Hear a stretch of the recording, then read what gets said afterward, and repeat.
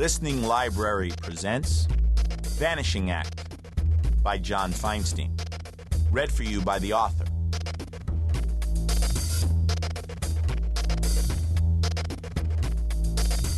Chapter 1.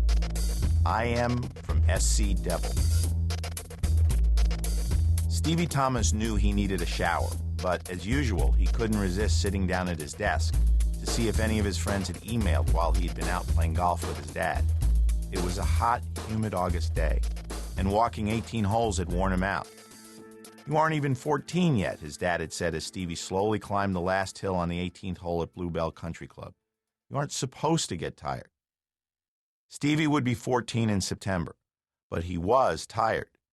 He had played pretty well. Breaking 90 always made him happy, but a hot shower and a nap before dinner was all he wanted right now. First, though, he would check his emails. He signed on to his computer. His sign-on was Kid Writer, and had begun trolling through the spam and notes from friends when he heard a ringing sound that told him he had an instant message coming in. When he saw who it was from, he smiled. "What are you up to?" was the opening question from SC Devil. "Just played golf with my dad," he answered. "Too hot." The response came back almost before he had sent his reply. "It is a balmy 99 here. Heat index much worse than that." Stevie could imagine what it was like in Goldsboro, North Carolina, given how hot it was in Philadelphia. "What are you doing?" he asked. Susan Carol Anderson, a.k.a. SC Devil because she was a fanatic fan of Duke, a basketball team Stevie had only recently learned not to hate, was a month younger than Stevie, but at least the last time he had seen her in April, a good 4 inches taller and much older looking too. Still, not long after they had met in New Orleans during the Final Four, Stevie had conceded to himself that he had a crush on her. He told no one, not even his dad, in part because she was too tall for him, in part because he wasn't going to admit a crush on anyone at this point in his life. Stevie and Susan Carol had been the winners of a writing contest that had earned them each a trip to the Final Four, complete with press credentials. It was the most unbelievable thing that had ever happened to Stevie. Literally. Soon after arriving, they had stumbled across a plot to blackmail Chip Graber, Minnesota State's star point guard, to throw the national championship game. They had managed to foil the plot, allowing Graber to dramatically hit the winning shot in the championship game against Susan Carol's beloved Duke Blue Devils. Even she had admitted to being happy with that outcome. Stevie and Susan Carol had gotten a lot of media attention for their involvement, what his father called their 15 minutes of fame. They even got to go on Letterman together. That was the last time he had seen her, but they IM'd all the time. Now she was typing a long answer to his question about what she was doing, and Stevie could almost see her smiling at him through the computer screen. "Really exciting news," she said. "I convinced the sports editor at the Fayetteville paper to credential me to go to U.S. Open tennis next week. School doesn't start until week after. Dad and Mom said I can stay with my uncle in Manhattan." Stevie stared at the screen, instantly envious of the instant message. He knew Susan Carol loved tennis almost as much as she loved basketball. He was more into golf than tennis, but he did follow it, even though his father insisted the game hadn't been the same since the retirements of John McEnroe and Jimmy Connors.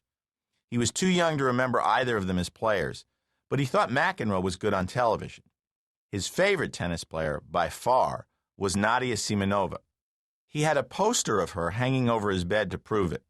She was another in the recent line of gorgeous Russian players, following in the footsteps of Anna Kournikova and Maria Sharapova, among others, who had shot up in the world rankings. She was 16 and had been the talk of Wimbledon after getting into the semifinals, only to lose in 3 sets to Venus Williams. Stevie did not have a crush on Symanova. That would have implied that he knew her or might somehow have a chance someday to even meet her. What's more, if Susan Carol was too tall for him at 5'8", then what was Symanova, who was 6 feet tall? Besides, every time Stevie picked up a magazine, he saw Symanova walking into or out of a party with some movie star or famous young athlete. Now, Susan Carol was going to get to go to New York and see Symanova and the rest of the U.S. Open from up close. "Great news," he finally typed. He thought for a second and then added, "I'm jealous." Susan Carol's answer came flying back. You should go too. He was baffled by that one. How? He answered. Easy. Write to Kelleher. I still have his email if you don't. Ask him to help you get a credential. You can help him or something. He knows everyone. It wasn't a bad idea. Bobby Kelleher was a columnist for the Washington Herald who had helped Stevie and Susan Carroll immensely in New Orleans. The chances were good he would be covering the Open. Worth a shot, he wrote back. What's his email? She sent it to him. uva0.9@aol.com. He actually knew what that meant because Kelleher had told him that when he played basketball at the University of Virginia, his career scoring average had been 0.9 points per game. I'll let you know, he said. Tell your parents you can stay with me at my uncle's apartment, she wrote back. He's divorced, so he has lots of room. Another good idea. His parents certainly wouldn't let him go to New York for a week and stay in a hotel alone. And he knew neither of his parents could take a week off from work since they had just gotten back from vacationing at the beach. Staying in Susan Carroll's uncle's apartment had one other benefit. He would get to spend more time with her. He just hoped she hadn't gotten any taller. Stevie sent the email to Kelleher, asking him to write him back whenever he got a chance. The Open started in 5 days. He was afraid he might be asking too late. A couple of hours later, he was sitting on the family room couch watching his favorite TV show, Daily News Live. The show aired on weekdays and featured Michael Barkan and 3 sports writers, different ones each day, from the Philadelphia Daily News. Stevie liked the show for 2 reasons. First, the Daily News guys always had opinions and were very willing to share them, even to the point of occasionally shouting at guests while asking them questions. Second, he knew several of the show's regulars. Dick Girardi had been the first reporter to help him out when he began trying to go to local sporting events and learn about journalism. Through Girardi, he had met writers he had read locally for years, including the deans of Philadelphia sports journalism, Bill Conlon and Stan Hochman of the Daily News, and Bill Lyon of the Philadelphia Inquirer. Girardi had even invited him to sit on the set during the show once and introduced him to Barkan. Conlon and Girardi were having a heated debate about whether or not baseball players who use steroids should be in the Hall of Fame when Stevie's mom walked into the living room carrying the phone. He had been so caught up in the show he hadn't heard it ring. "It's Bobby Kelleher," she said. Surprised, Stevie took the phone. "Let me guess," Kelleher said without saying hello. "Susan Carroll figured out a way to get to the Open, and you want to come too." Stevie felt his face flush. "How'd you know that?" he said. "I remember how my mind worked when I was a teenager," Kelleher said. "Actually, it was her idea that I contact you," Stevie said. "I didn't know you had my phone number." "You gave it to me in New Orleans, remember?" Kelleher said. "Anyway, she's a smart girl, because not only can I get you in, but I'd be happy to have you come up and give me some help the first week." "Wow," Stevie said, forgetting for an instant that he was trying very hard to remove that word from his vocabulary. "You're sure you can do that?" "Easily," Kelleher said. "The guy who runs public relations for the USTA is an old friend, Ed Fabricus. In fact, he's a Philly guy, worked at Penn for years.